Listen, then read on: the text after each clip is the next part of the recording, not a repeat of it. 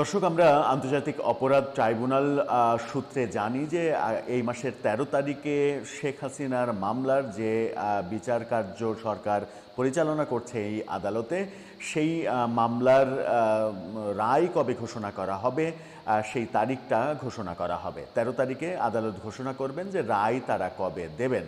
এরকমটা আমরা যখন জানতাম, তখন আজকে আবার মাহফুজ আলম তথ্য উপদেষ্টা তিনি জানিয়েছেন যে আগামী সপ্তাহেই নাকি শেখ হাসিনার বিচারের রায় আমরা পাব।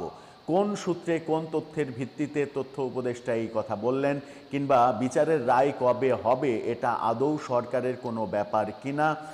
সরকার এই ধরনের, যদিও তথ্য উপদেষ্টার কাজ সরকারের মুখপাত্র হিসেবে কাজ করা, কিন্তু সরকার এই ব্যাপারে কোনো ভাষ্য দিতে পারে কিনা সেই বিতর্ক যখন উঠেছে, তখন ১৩ তারিখ নিয়ে একটা চাঞ্চল্যের সৃষ্টি হয়েছে আওয়ামী লীগের ভেতরে। আওয়ামী লীগ